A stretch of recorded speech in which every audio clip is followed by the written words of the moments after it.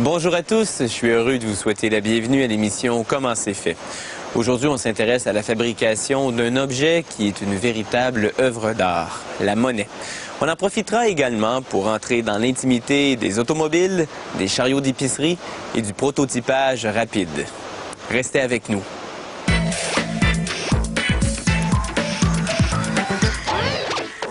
Saviez-vous qu'un véhicule automobile tout jeune, pimpant et fringant, à peine sorti du berceau du concessionnaire, a déjà tout un vécu derrière lui? Son odomètre a beau afficher une série de zéros. Il a déjà parcouru près de 40 km sur une chaîne de montage et s'y est fait refaire le portrait durant environ 28 heures, ce qui fait une moyenne de 1,38 km à l'heure. Et il n'a encore rien vu. La construction d'une camionnette commence par l'avant, c'est-à-dire le support de radiateur, les longerons de cadre de châssis et les attaches qui accueilleront le pare-choc. Pendant qu'on assemble ces pièces en atelier, des robots soudent le montage en échelle. Il s'agit de l'ossature centrale, qui soutient le plancher et les côtés de la camionnette. Elle contient, entre autres, les plateformes où les sièges prendront place.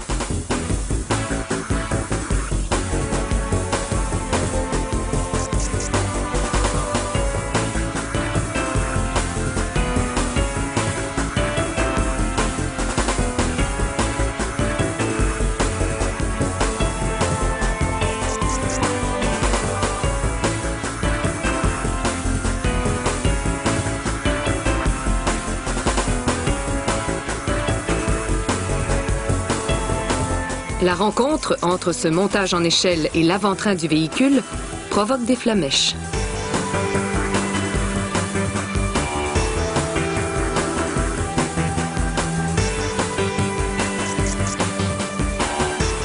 Les voilà maintenant soudés par les mains expertes de ces robots.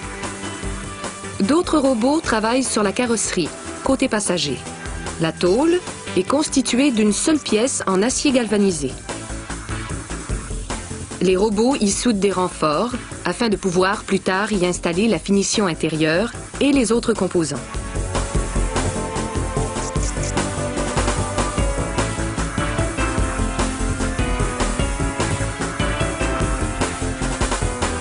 Sitôt l'opération terminée, ce dispositif transfère la tôle au prochain arrêt. Même chose pour la tôle de carrosserie du côté conducteur. Elle arrive d'une autre chaîne de soudage, mais est acheminée au même endroit. Là, les robots ont déjà installé un soubassement de carrosserie, ou si vous préférez, le plancher de la camionnette. Ils y soudent les tôles de carrosserie. Ils soudent également les passages de roues intérieures aux panneaux latéraux, puis le toit. La camionnette doit ensuite parcourir un bout de chemin afin qu'on lui installe son haillon, son capot et ses portières. Un inspecteur vérifie les trous autour du capot, cherche des bosses et des creux dans la carrosserie et s'assure que les portières sont au même niveau que les panneaux latéraux.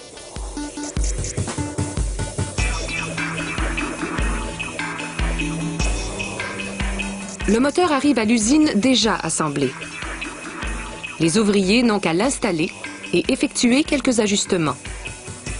Pendant ce temps, la camionnette se dirige vers l'atelier de peinture, puis l'atelier de sellerie, où on la dotera de vitres, de poignées et de tous ses composants intérieurs.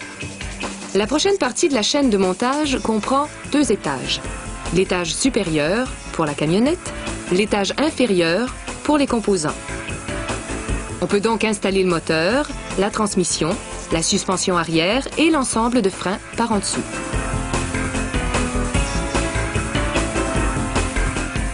Les machines qui effectuent ce travail possèdent de longues tiges qui s'insèrent dans les trous du soubassement de la camionnette, positionnant ainsi les composants avec précision. Comme le moteur, les sièges arrivent déjà fabriqués.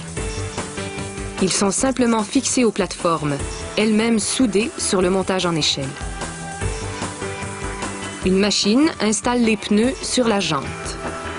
Du coup, elle les gonfle et les équilibre. Les ouvriers serrent les écrous à la main puis à l'aide d'outils. Enfin, la camionnette sort du porteur. Une dernière série de tests l'attend, dont le plus important, le démarrage. Avant de prendre la route pour de bon, notre camionnette devra maintenant aller capter quelques regards dans la vitrine d'un concessionnaire.